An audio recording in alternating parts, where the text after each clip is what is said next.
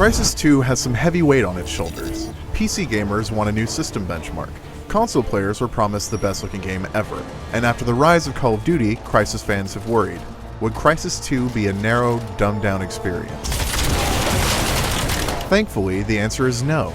Crysis 2 sidesteps the oversimplification trend of the last few years with nanosuited grace. Mixing beauty and destruction, Crysis 2 is more focused than its predecessor, but keeps the foundation that makes Crysis, well, Crysis.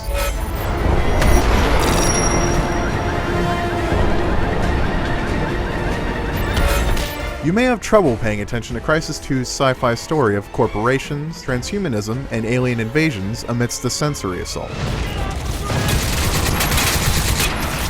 Crysis 2 on Xbox 360 is the best-looking console game to date. It avoids the dark, hyper-filtered visual style of other recent graphics showcases. Instead, Crysis 2 basks in light.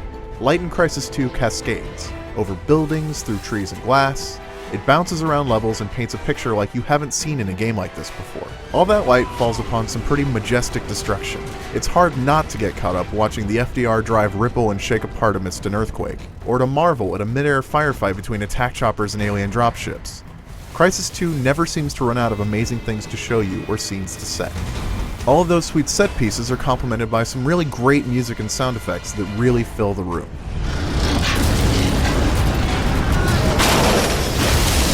Meanwhile, Crysis 2's story is slow to start, but succeeds. Mostly. There are some bizarre plot holes that are never really explained, but the script never treats its audience like idiots, and towards the end of the game, things really pull together. This is helped by the game's perspective, which never leaves first person save for loading screens. Even the upgrade menu sees you raising your hand and twitching your fingers to select different slots.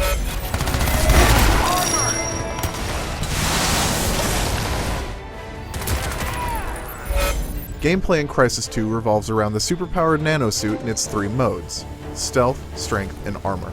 Stealth makes you nearly invisible. Strength lets you run fast, jump higher, and toss enemies across the street. Armor makes you something of a walking tank. Each mode drains energy from your suit to different degrees, and you need to learn to manage your powers in combat without getting killed.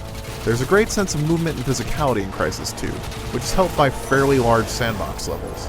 Crysis 2's environments aren't just wide, they're tall. This verticality allows for tactical options that go way beyond most other shooters. This works both ways though. While you'll feel like a predator stalking Crynet soldiers while cloaked, the alien Seth make things more complicated. This all works because Crysis 2 controls so well. Shifting from one suit mode to another is fast, allowing you to experiment easily. Crysis 2 also features the now standard persistent upgrade-based multiplayer modes, much like Call of Duty. But the staple Crysis 2 gameplay remains, and 16 superpower soldiers duking it out, switching between powers on the fly, can be a lot of fun. However, after a couple of months of beta play and several hours with the final version of Crysis 2's multiplayer, I can safely say there are balance issues with stealth, nanovision, and snipers.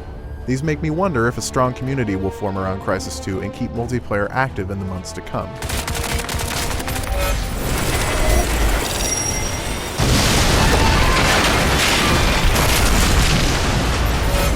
Crysis 2 is a beautiful, engrossing experience.